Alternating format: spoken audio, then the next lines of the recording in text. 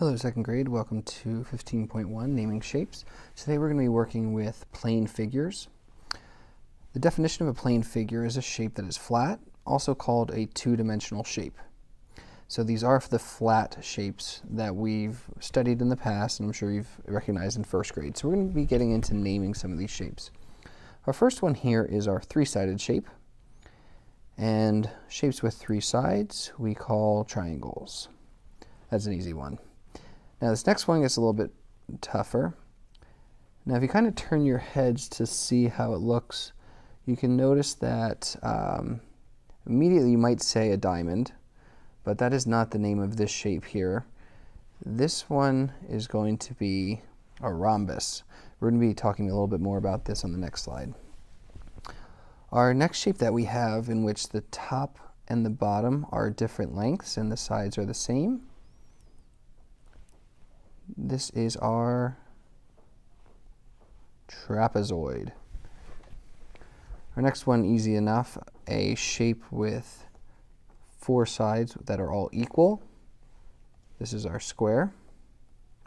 Now we have a longer in which opposite sides here and here are the same length, and opposite sides here and here are the same length, but these lengths are different.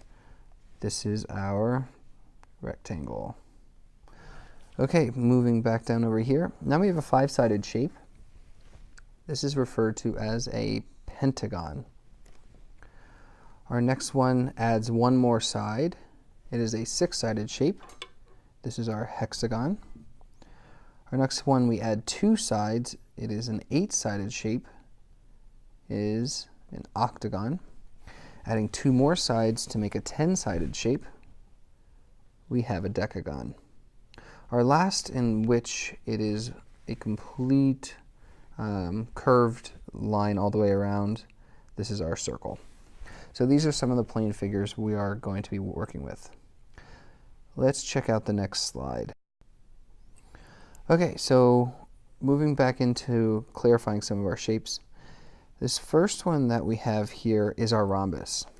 I like to think of it as if it is a pushed over square.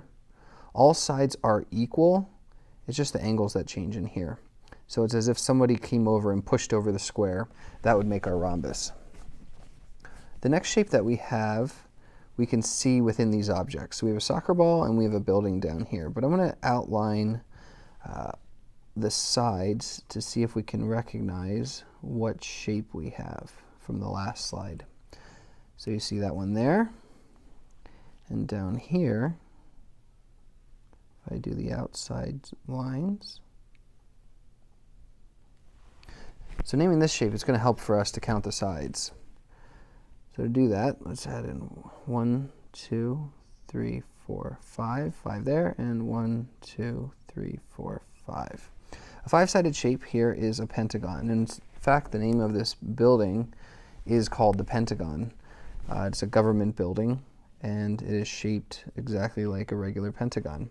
Here we have the black squares within the soccer ball tiles making up a pentagon shape as well.